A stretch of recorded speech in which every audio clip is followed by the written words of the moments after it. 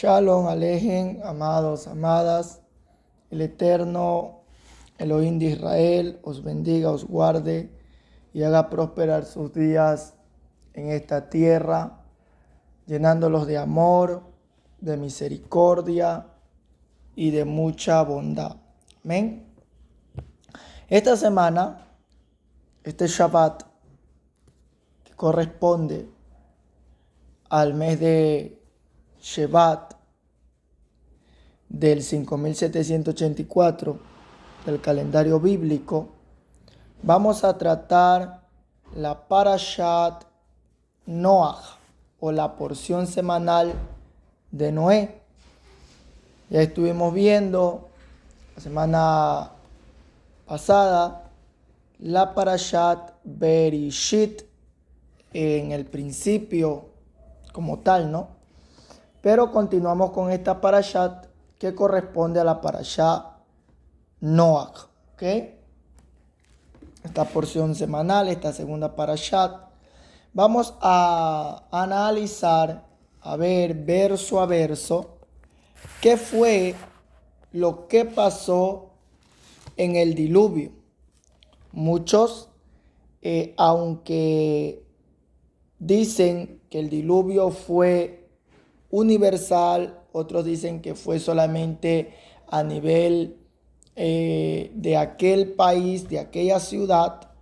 Hoy vamos a analizar verso a verso desde el capítulo 7 hasta el capítulo 9. Vamos a ver qué es lo que Hashem hizo y por qué el Eterno ve a Noach, a Noé, como alguien justo, como alguien lleno de virtud. ¿Ok? Dice los sabios, y cito en sí el libro de Enoch, uno de los libros que he llamado normalmente libros apócrifos, uno de los libros que para la teología convencional ellos entienden que este libro y otros más no tienen inspiración divina, no tienen inspiración del Ruach.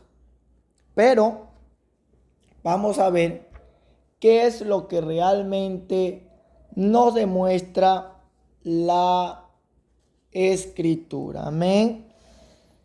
Pero en este libro de Enoch podemos ver cómo dice que Noé fue una persona, fue un niño diferente al resto. Una de las cualidades que había en él, la primera es que él nace con la Brit Milá o la circuncisión, como se le dice, ya hecha. Y eso era ya algo sorprendente, eso ya era algo importantísimo, ¿ok? Y también que él dice que su padre, Taré, tiene un sueño. En el sueño, dice este libro de Enoch, que en el sueño él ve cómo su hijo Noé es una persona, es un niño muy diferente, porque cuenta que el niño hacía cosas que los niños normalmente no hacen. Y para no indagar mucho en esto, para no entrar mucho en ese tema, se entiende también, bendito sea Hashem, que este hombre le fue a preguntar a Matusalén. Matusalén era abuelo para Noé. Y Enot era ya su bisabuelo. ¿Ok? Por allá estaba lejana la descendencia. Entonces dice que le preguntaron a Noé, perdón, a Enot. Enot, este niño que ha de nacer es mío o de los ángeles, de los malaj. Y él le dijo que realmente sí, era de él. ¿Ok? Eso para dar una referencia. Pero vamos a ver, yo le invito a que usted abra la Biblia que usted tenga, la versión que tenga. En el libro de Bereshit, que es Génesis, capítulo 7, capítulo 6, vamos a empezar desde el 6. Capítulo 6, verso 1, ¿qué dice? Y aconteció que cuando comenzaron los hombres a multiplicarse sobre la faz de la tierra, y le nacieron hijas, verso 2, al ver los hijos de Dios, que las hijas de los hombres eran hermosas, tomaron para sí mujeres, escogiendo entre todas. Entonces dijo Hashem, no contenderá mi espíritu con el hombre para siempre, porque ciertamente él es carne, pero vivirá 120 años. Había gigantes en la tierra en aquellos días y también después de que se llegaron los hijos de Dios a las hijas de los hombres y les engendraron hijos. Estos fueron hombres valientes que desde la antigüedad alcanzaron renombre. Muchos entienden este pedazo como algo que hubo una intervención de los ángeles, de los vigilantes, para que haya esta mezcla y nazcan los gigantes o los hombres de renombre. Pero vamos a ver, ¿qué nos dice el Humash? ¿Qué nos dicen los sabios referente a esto? Primero que todo, Noé nació con la circuncisión ya hecha. Había buena expectativa con Noé, ya que él transformó las armas de guerra en instrumentos de labranza para el trabajo agropecuario. O sea, todos las lanzas, las flechas, todas estas cosas, todos estos instrumentos que eran para ir a la guerra, viene Noé y las transforma en instrumentos para hacer trabajo agropecuario. Entonces, vemos otra cualidad de que él era una persona diferente, de que él no era igual. A Hashem nos manda a ser diferentes, no a ser iguales, a ser personas de renombre, pero ¿en qué sentido? En el sentido del bien. No que se diga, no, es que tal persona hizo esto, lo de acá, lo de allá, pero sea con una mala determinación. No, tiene que ser alguien de renombre, pero que haya hecho algo bueno para el ensanchamiento de las buenas nuevas de salvación, como para referirnos a algo bueno que se puede hacer.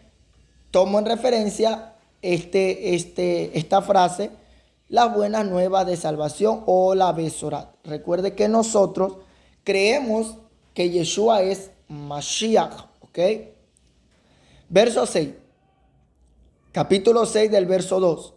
El texto claramente en el hebreo enseña que eran hombres que se atribuían dones divinos y tenían sometido a la gente de su generación. Ok, cuando el capítulo 2 dice, y le nacieron, y al ver los hijos de Dios que las hijas de los hombres eran hermosas, tomaron para sí mujeres y escogieron entre ellas. Muchos entienden que fueron los ángeles, ya les digo, los vigilantes que se acostaron con las mujeres, pero no es así. Cuando ahí habla de esto, eran hombres común y corriente que se atribuían dones de Dios, que se atribuían el decirse somos hijos de Elohim, de Dios. ¿Ok? Se explica que Elohim estaba resistiendo ante el tribunal celestial. Mire, nosotros vemos en el verso 3 que dice, entonces dijo Hashem, no contenderá mi espíritu con el hombre para siempre, porque ciertamente él es carne, pero vivirá 120 días. Dicen los sabios que Hashem, Elohim, estaba en el tribunal celestial prevaleciendo, o sea, estaba hablando, estaba mediando, está diciendo, mire, esta situación está aconteciendo, pero apelemos a la piedad. O sea, en el cielo, como se le conoce convencionalmente, hay una corte de justicia, una corte celestial, la cual Hashem está ahí también. Recuerde que Él es justo, Él es bondadoso, pero en esta corte celestial se deciden las cosas que van a pasar tanto en Rosh Hashanah, en el nuevo año bíblico, ya, y también las cosas que son determinadas para una persona. Yo he explicado esto porque es muy importante. Incluso vemos en el libro de los Salmos que dice el texto en los Tejilín, en los Salmos, dice, y Dios está en medio de la reunión de los jueces, no de los dioses, como traducen ciertas versiones, de los jueces, ¿ok? Porque Dios es solo uno. Entonces, estaba resistiendo al tribunal. Aquí en el verso 3, él estaba mediando para que el tribunal Chusot diga, ya, dejemos con vida a esta gente. Recuerde que aquí, en esta parashat, en esta porción semanal que vamos a ver, vemos algo muy importante, amados, muy importante. ¿Qué es eso? Que el Eterno considera a Noé una persona sadit, justa. Verso 4. Cuando vemos en este pasaje, realmente el Eterno les decía que en 120 años debían rectificar el lapso. Ya, o sea, tenían que rectificar, hacer lo bueno. Ese fue el lapso de tiempo que Noé demoró en crear el arca. Dice, cuando usted va a la Biblia, dice en el verso 4, habían gigantes en la tierra en aquellos días y también después le nacieron hijas de los hombres, etcétera, etcétera. Pero el verso antes dice que el Eterno le dice, mira, solamente tus días serán 120. Cuando usted va a la Biblia, cuando usted estudia, uno se da cuenta, 120 días, años, fue lo que el lapso de tiempo de demora de hacer el arca. Era todo ese tiempo que el pueblo tenía que rectificarse. Recuerde que este pueblo ya estaba corrompido. Entonces, los 120 días que dice en el capítulo, en el verso 3, que dice, y el hombre vivirá 120 años, realmente lo que está diciendo es, en los 120 años, ustedes tienen que rectificar, volverse a hacer lo bueno. Fue el mismo tiempo el que se demoró Noé creando el arca. Ahora dice, verso 5, vio Hashem que la maldad de los hombres era mucha en la tierra y que todo designio de los pensamientos de su corazón solo era de continuo el mal. Verso 6, y se arrepintió Hashem de haber hecho al hombre en la tierra y le dolió en el corazón. Verso 7, por eso dijo Hashem, borraré de la faz de la tierra a los hombres que he creado, desde el hombre hasta la bestia, hasta el reptil, las aves del cielo, pues me arrepiento de haberlo hecho. ¿Qué pasa aquí? Analicemos.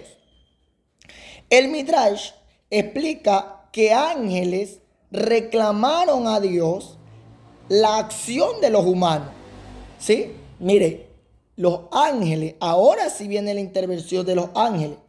Ya, los ángeles, mire, los ángeles reclaman la acción de esta gente mala y perversa.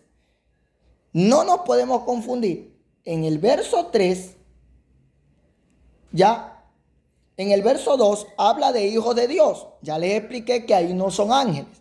Pero en el verso 4, donde dice que estos valientes eran de la antigüedad, alcanzaron renombre, estos sí eran hijos de los ángeles. Pero ¿cómo? ¿Por qué? ¿Cómo fue? ¿Cómo pasó? ¿Ya? ¿Qué fue lo que aconteció? Dice el Midrash que los ángeles le reclamaron a Dios la acción de los humanos y que Dios le dijo, bajen, los desafió, le dijo, bajen y tomen un cuerpo humano y vayan allá a ver cómo está la situación. Pero ¿qué pasa? Que aún los ángeles se corrompieron. Nínive estaba, esa localidad donde vivía Noé, estaba tan corrompida, tan corrupta, que aún los ángeles que tomaron cuerpo se corrompieron. Se corrompieron y dice el Midrash que estos ángeles que habían tomado cuerpo hicieron cosas peores. Mancillaron peor la tierra y fue mayor la situación del pecado. Veamos algo importante. Noé nació en el año 156 de la creación y falleció. Él nace en este año, pero no se vio, o sea, no se vio con Adán, porque Adán fallece de 930 años. ¿Ok? Hay un misterio aquí, hay un secreto muy importante. Adán tenía que vivir más tiempo, pero había que hacer una rectificación. Y esto no voy a indagar mucho, no voy a entrar mucho en esto. Porque recuerden, nosotros estamos estudiando las porciones semanales con los nuevecitos. Ustedes recién están aprendiendo poco a poco. Pero recuerden esto. Adán tenía que vivir más años, pero vivió solamente 930 años. Él tenía que hacer una rectificación. Por esa razón, él dice que le donó vida, le dio años de vida a otro personaje que ya vamos a ver. ¿Ok? Dice, el diluvio sucedió en el año 1656. ¿Ok? De esa era, de la era bíblica, de esa era. Cuando Noé tenía 600 años. Y luego del diluvio, que fueron 40 días completos, vivió 350 años más. Falleció a los 950 años en el 2006 de la creación. Mire esto tan importante. Cuando ya Abraham, que era el 10º eslabón de la generación de Noé, contaba con 58 años de vida. O sea, cuando fallece este hombre, Noé, ya Abraham tenía 58 años de vida. O sea, él ya estaba vivo. ¿Está captando usted? No estoy diciendo que Abraham pasó el diluvio. No, eso no. ¿Por qué? Porque entonces la escritura enseñará que tanto Noé como Abraham alcanzaron gracia delante de Dios, pero no. Solo estaba Noé, su familia y usted sabe el resto. ¿Ok? Pero como después del diluvio, que fueron 40 días seguiditos, entonces, después de eso, vivió 350 años más Noé, ¿ok? Noé vivió 350 años y falleció en el 900, falleció en sí en el 950, ¿ok? Del 2006 de la creación, ¿ya? Abraham ya tenía sus 58 años de vida. Ahora vamos a ver el verso 13. Vamos a ver el verso 13. Dice el verso 13 del mismo capítulo 6 que estamos viendo de Génesis. Dice, Dijo pues Dios a Noé: he decidido el fin de todo ser, porque la tierra está llena de violencia a causa de ellos, y yo los destruiré con la tierra. Mire algo tan importante aquí. El Eterno considera la vida de Noé alguien justo. Y dice: mira, yo voy a eliminar a la gente de la tierra. Yo la voy a exterminar, con ellos incluidos. Cuando usted le hace un análisis al verso 13 y usted le lectura 13, 14, 15 hasta el verso 17 y le hace un análisis al verso 13 y al verso 17, dice el verso 13 en el análisis profundo que se le hace: en esta decisión fue cuando ya ellos empezaron a matarse entre ellos. Mire, Dios le tenía bastante paciencia a esta gente. Esta gente era inmoral, esta gente era de todo en el tiempo de Noé. Era de todo. Pero ya cuando en el verso 13 del capítulo 6 del libro de Génesis, escúcheme bien, el Eterno dice: he decidido destruirlo, es porque ya no solamente pecaban, hacían inmoralidad, no, ya empezaron a matarse entre ellos. Cuando ellos empiezan a matarse, nos enseña la Torah en lo profundo, en la interpretación profunda, nos enseña que ellos ya empezaron a matarse entre ellos. Y como ya empezaban a matarse entre ellos, entonces el Eterno dijo: no, eso sí ya no puede acontecer. Y no es que el Eterno estaba contento con el resto de los pecados que estaban haciendo, no. Pero el Eterno esperaba que ellos rectificaran, que ellos hicieran rectificación, pero nunca lo hicieron. Cuando usted analiza el verso 17, dice: Elohim decidió enviar todo al principio como antes, ya que él hizo la tierra para los humanos, pero fueron ineptos. Mire, esto es como la historia de un rey. Un rey crea un castillo. En ese castillo, antes de que el castillo estuviese ahí, todo era agua. Agua arriba, agua abajo, todo era agua. Viene el rey, usa la sabiduría, filtra el agua y se muestra lo seco. El rey viene, establece ahí el castillo y pone trabajadores, pone gente que administre ese lugar. Pero esa gente es mala y inepta, no hace lo que se le ha encomendado, bendito sea Hashem. Asimismo fueron esa generación. Esa generación fue inepta porque no pudo hacer lo que Hashem le había ordenado. Ellos hicieron lo contrario. Entonces el verso 17, cuando usted lee el verso 17, dice: yo enviaré un diluvio de agua sobre la tierra para destruir todo ser que haya espíritu de vida debajo del cielo. Todo lo que hay en la tierra morirá. Mire algo tan importante.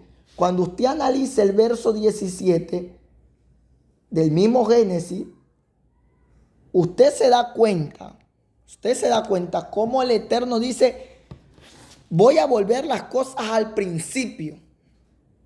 Voy a volverlas al principio. Y vimos cómo estaba en el principio. Todo estaba tujou y tuboc. O sea, vacío. ¿Sí? Oscuridad. No había nada. Todo estaba, no había nada, hermano. Nada había. Bendito sea Hashem. ¿Ok? Agua por todas partes. Entonces, para que entendamos por qué fue que el Eterno manda esto, es por esa razón.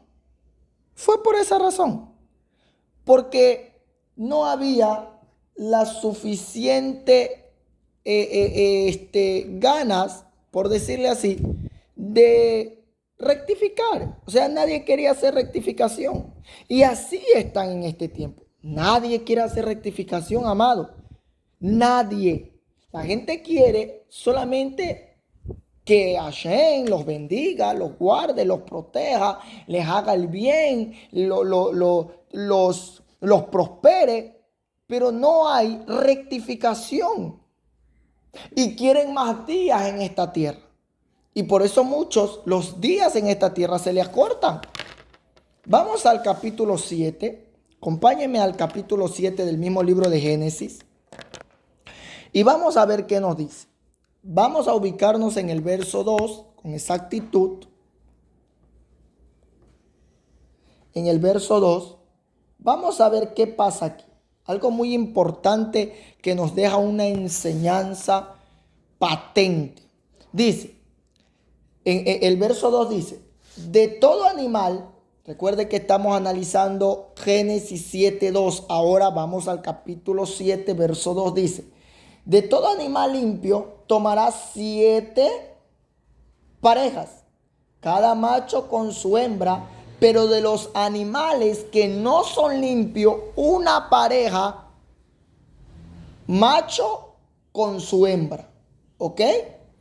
Mire, cuando usted ve el verso 1 del mismo capítulo, dice, y dijo luego Hashem a Noé, entra tú y toda tu familia al arca, porque solo a ti he visto justo delante de mí en esta generación.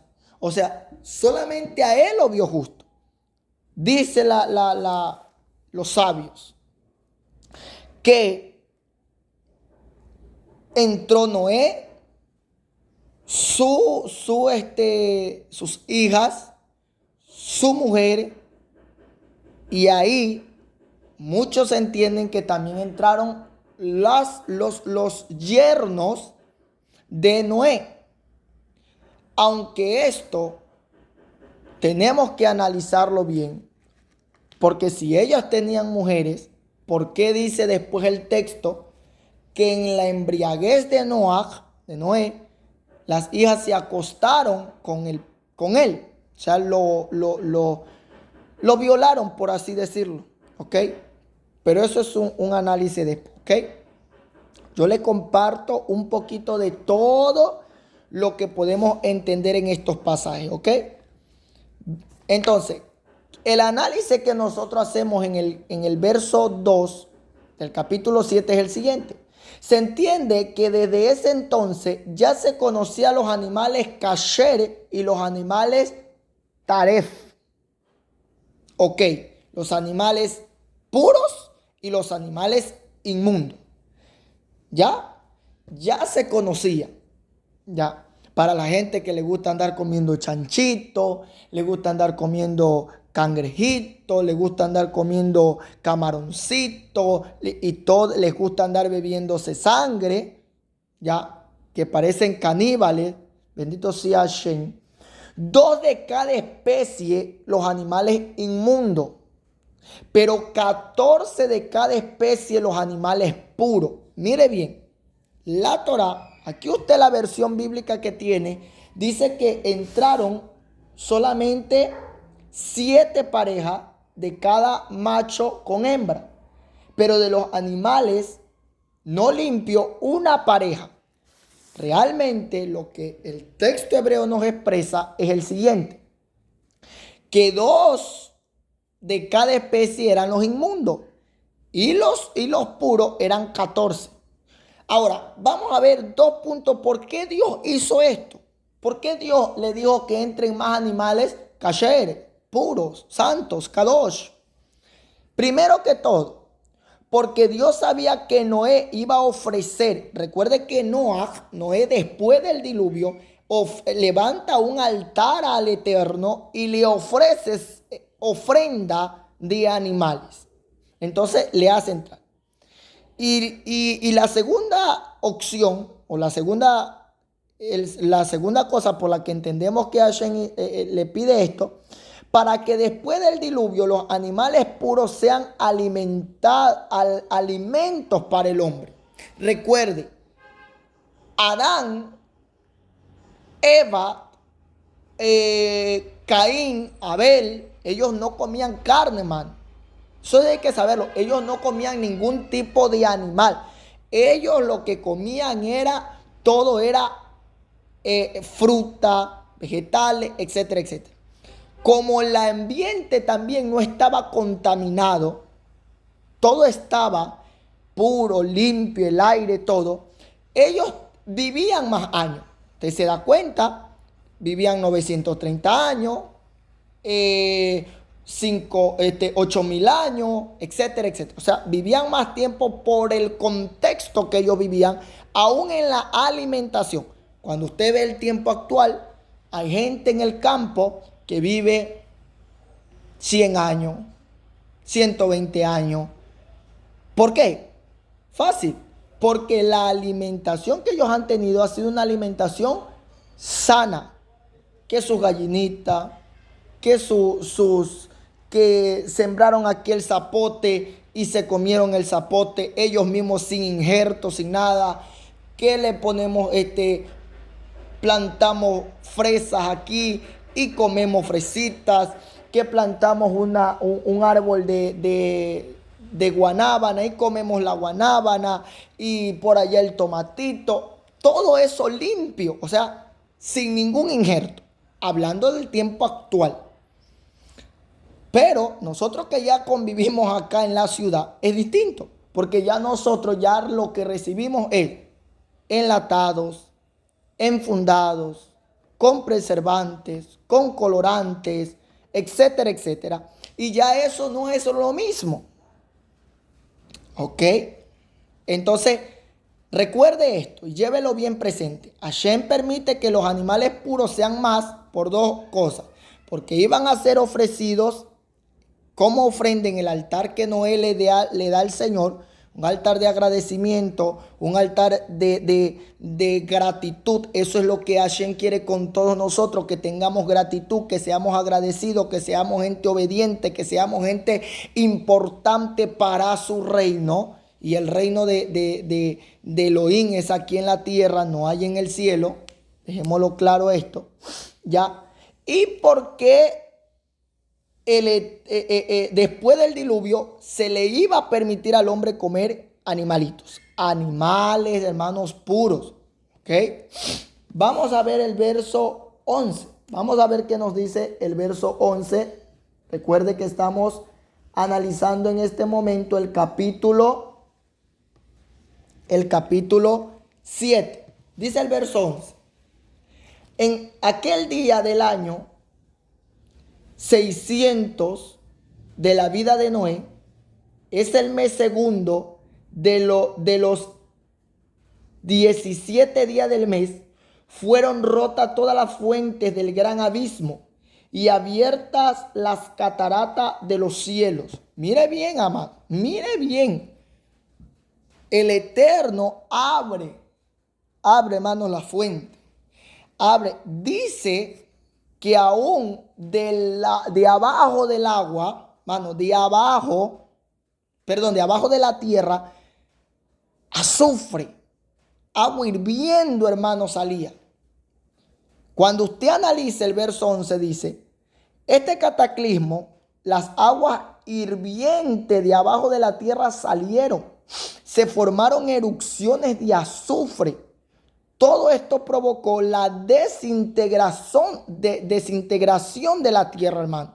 O sea, esta agua hirviendo desintegró, amado, todo, absolutamente todo. Pero hay algo importante. Vamos a analizar el verso 15 hasta el verso 22. Acompáñenme en su Biblia. Bendito sea Hashem. Acompáñenme en su Biblia. Yo voy a lecturar solamente el verso 15 y el verso 22.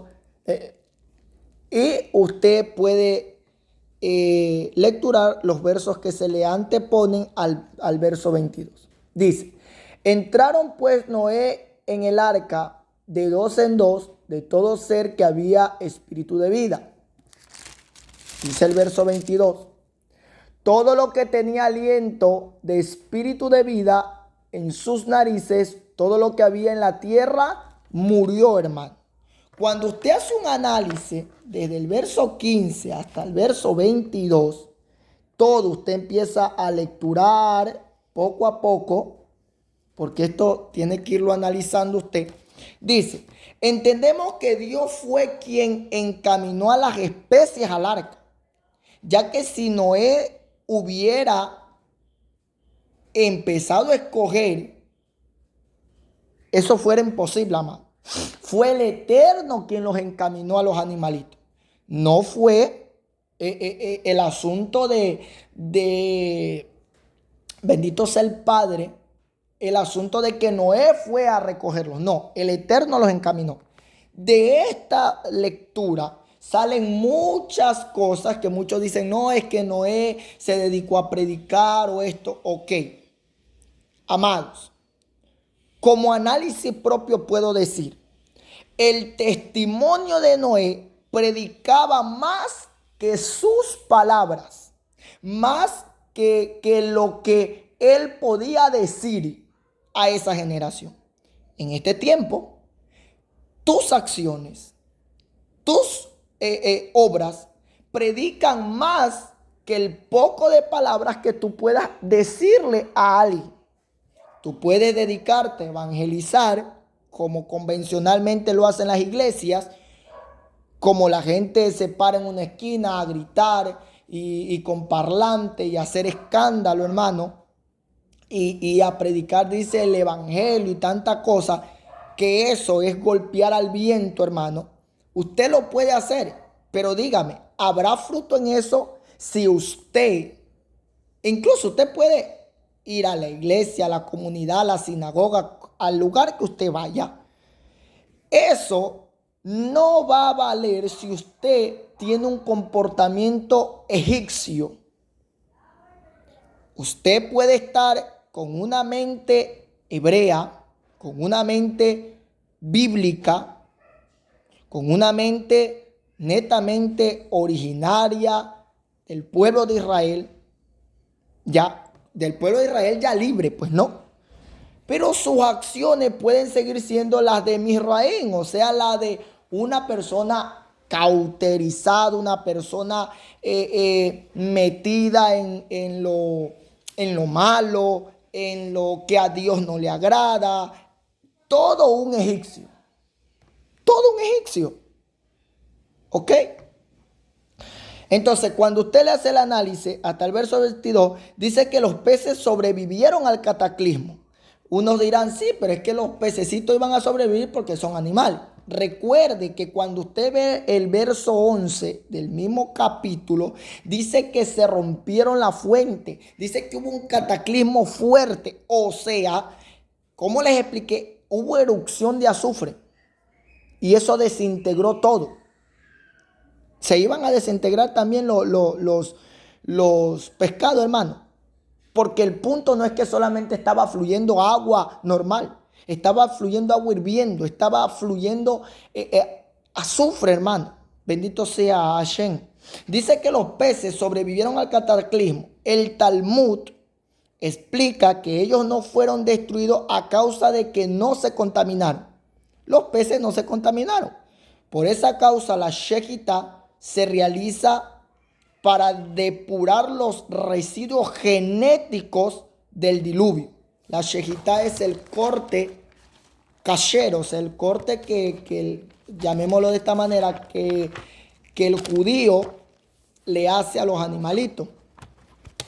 Es un corte que se hace netamente en orden, con una supervisión. Ya el judío sabe cómo tiene que cortar el todo. En el caso de nosotros que no estamos en Eretz Israel, que no estamos en Israel y que no tenemos la supervisión de un, bendito sea Hashem, que no tenemos la supervisión de un rabino. Nosotros tenemos nuestro rabino, sí, pero no tenemos la supervisión de un rabino que venga a ver a nuestro supermercado, a nuestras tiendas, cómo cortan a las avícolas, cómo cortan la cabecita de las gallinas, etcétera, etcétera. Pero, ¿qué hacemos nosotros para que los animales que nosotros nos alimentamos, lávelos bien? Lo más posible, despúrele toda la sangre, todo lo de adentro, hermano. Ya. No me va a venir usted a mí a decir, no, es que yo me como la tripita, es que yo me como, hermano, eso es la grosura de los animales. Y la grosura de los animales no se come. La Torah prohíbe, la Escritura prohíbe, porque la grosura de los animales debe de ser quemada, debe de ser botada. ¿Ok? Eso lo enseña la Escritura. Entonces, no se puede comer eso de adentro de los animales, hermano. Eso es una transgresión a los mandamientos del Eterno, a los mandamientos de la comida. Ya. Yo le enseño, pero depende de usted. Si usted quiere seguirlo comiendo, hágalo. Pero recuerde que mucha gente está enferma por comer comida no kasher, no pura. Ya. Lave bien ese pollo, esa carne, deshidrate. Los que pueden conseguir carne kosher, hágalo. Pero el que no, la carne que usted la coge, lávela bien, depúrela bien. ¿Ok? Y igual el hígado no se come, hermano. Muchos les gusta comer eso. Pero yo sí le digo algo de parte de Hashem. Yo no tendré culpa alguna cuando el Eterno cuando en el día que se vaya a presentar uno y vaya a dar cuenta, nuestro Melech Hamashiach, Yeshua, le pregunte, mira, ¿tú por qué infringiste tal mandamiento que mi padre ya lo había establecido en la Torá, en los mandamientos, en todo? Y usted le diga, no, es que nunca me enseñaron mentiras, porque yo le estoy enseñando, yo le estoy explicando, yo le estoy dando a conocer lo que la Escritura dice. Muchos dicen, no, es que eso era para la ley. No, es que aquí no hay ley ni gracia. Aquí la palabra de Dios permanece para siempre. Una cosa es que nosotros hayamos creído en Yeshua como Mashiach, y otra cosa es que diferente es que uno quiera quebrantar los mandamientos que Dios ya estableció desde el principio. Si hablamos de gracia, Noé también halló gracia. Y dice, y halló Noé gracia delante de Dios. Lo leímos en el texto. Entonces la gracia no es algo nuevo. La gracia es algo que ya ha estado. Que la teología convencional, la teología reformista entienda que una es la gracia y otra es la ley, es problema de ellos.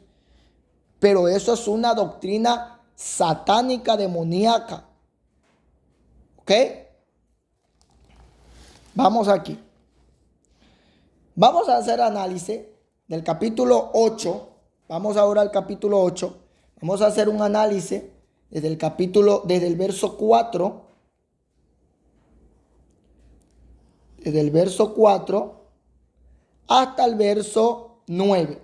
Yo voy a dar lectura solamente al verso 4 y al verso 9. Y usted en su hogar revise los versos que se le anteponen al verso 9. ¿Ok? Dice el verso 4 del capítulo 8. Recuerde que seguimos analizando Génesis. Dice, reposó el arca en el mes séptimo, a los 17 días del mes, sobre el monte Arará. Verso 9. Pero no halló la paloma donde posarse y volvió al arca, porque las aguas estaban aún sobre la faz de toda la tierra. Entonces Noé extendió la mano y tomándola la hizo entrar consigo al arca. ¿Ok? Dice, el arca fue, vamos a hacer el análisis profundo de estos textos.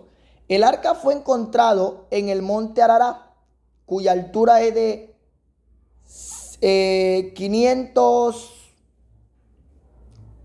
5.160 metros, ubicado en el territorio perteneciente a Turquía. Ok, aún la gente, los arqueólogos han encontrado pedazos. Ok, lo que ahora es Turquía, ahí fue donde posó, donde se asentó en sí el arca.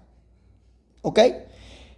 El día que fue abierto el arca, en sí la ventana, los exegetas, o sea, los estudiantes profundos de este texto, dicen que la razón de que el cuervo fue expulsado fue porque copuló con su pareja. O sea, el cuervo, dice la escritura que el cuervo fue el primer animal que salió y no volvió.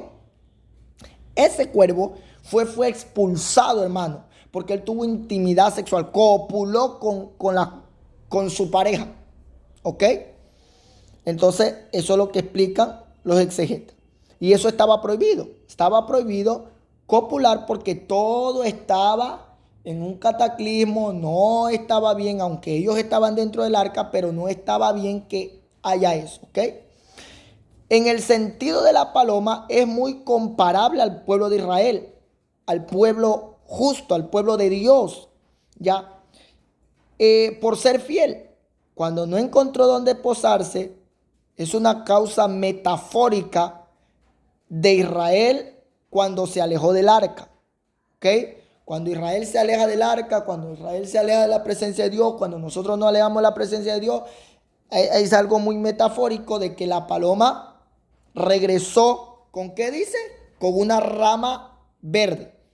Cuando usted lee, vamos a leer el verso 11 al verso 22. Yo solamente voy a leer el verso 11 y el verso 22 dice: la paloma volvió a él a la hora de la tarde trayendo una hoja de olivo en el pico. Y puso Noé que las aguas se habían retirado de sobre la tierra. Verso 22. Mientras la tierra permanezca, no cesará la sementera y la siega, el frío y el calor, el verano y el invierno, el día y la noche. Ok. Dice el Midrash que la señal de que la paloma haya regresado a Noé con una ramita verde es que nos está enseñando, le enseñó a Noé y a nosotros también nos da un mensaje que es preferible alimentarse de algo amargo, pero que provenga del universo, del Señor del universo, que algo dulce que provenga del ser humano. Ok, la gente a veces prefiere no recibir lo que Dios quiere darle, la bendición que quiere darle Dios, la corrección que quiere darle Dios, pero prefiere lo dulce. ¿Cuál es lo dulce? El pecado, lo malo, lo que a Hashem no le agrada. ¿Ok? En este tiempo, y voy a ser muy metafórico en esto, pero en este tiempo, el arca, que esa es la palabra, esa palabra verdadera, esa palabra real, nos está diciendo: vuélvete, regrésate, hazte shubat, haz regreso. Pero la gente no quiere hacer regreso. La gente no quiere darse de regreso. La gente no quiere darse de retro. Y comparo a mucha gente como este cuervo. Porque la gente estando dentro de las comunidades, dentro de las congregaciones, dentro del campamento del Eterno, empieza a copular, entonces empieza a pecar, empieza a hacer lo prohibido, empieza a hacer lo que a él no le agrada, empieza a hacer lo que ellos quieren. Y esto no es así. Esto no se hace lo que yo quiero. Es que yo hago lo que mi Padre Celestial me dice que haga. Si mi Padre Celestial me dice en sus mandamientos: guárdame Shabbat, guárdame el día de reposo, yo no tengo por qué decir: no, eso era para los judíos. No, es que eso era es que nosotros guardamos el domingo. El domingo lo guarda. Ya usted sabe quién guarda el domingo. Los paganos, idólatras. Toda gente que guarda el día domingo como día de reposo es un pagano. así de fácil. Porque dice el cuarto mandamiento. Y es el mandamiento más olvidado por los cristianos y por el resto de la gente. Y hasta por ustedes mismos muchas veces, conociendo la verdad. Dice, 6 días trabajará el hombre, el séptimo me va a guardar día de reposo. Shabbat, mi día. O sea, el día es del Padre. Pero Él nos lo regaló a nosotros para que nosotros lo vivamos. No es que yo trabajo, no es que ya usted trabaja, está bien, pero dése el tiempo para venir temprano a la comunidad, para venir temprano a buscar la presencia del Eterno. Venga temprano, venga obedientemente aquí a orar. Así el horario diga que entra a las 7 o que entra a 5:45 o que entra, usted venga, dele ese día al Eterno. ¿Qué hace todo el día en su hogar? Muchos no hacen nada. Bendito sea Hashem. Dice, el diluvio empezó el 17 del mes segundo del 600 y se acabó el 27 del mismo mes. ¿Sí? Del año 600, pues no. El versículo 22, entendemos que todo se paralizó en el día de Noé. ¿Por qué? Porque el versículo 22 dice, mientras la tierra permanezca no cesará la sementera y la siega, el frío, el calor, el verano, el invierno, el día y la noche. O sea, nosotros entendemos, los sabios entienden que durante el tiempo, escuche bien, durante el tiempo que hubo el diluvio y todas estas cosas, todo se paralizó, todo se quedó frenado. ¿Ok? Bendito sea el nombre del Eterno Elohim de Israel. Vamos al capítulo 9. Sí, vamos al capítulo 9. Bendito sea Hashem. Vamos al capítulo 9. ¿Qué nos dice el capítulo 9? Capítulo 9, verso 1 dice lo siguiente. A la atención, vamos a leer el 1. A ver, capítulo 9, verso 6. Verso 1 y verso 6. Vamos a lectura. Ya usted sabe, usted lectura los versos que se le anteponen al verso 6. Verso 1 dice, del capítulo 9 de Génesis. Vamos a ver. Bendijo Dios a Noé, escuche bien, bendijo Dios a Noé y a sus hijos y le dijo, fructificad, multiplicad y llenad la tierra. Ahí hay un nuevo comienzo. Hay gente que tiene que empezar desde cero. Hay gente que tiene que empezar de nuevo. Hay gente que está a medio camino de la rectificación y hace las cosas mal. Tienen que volver a empezar. No lo digo yo.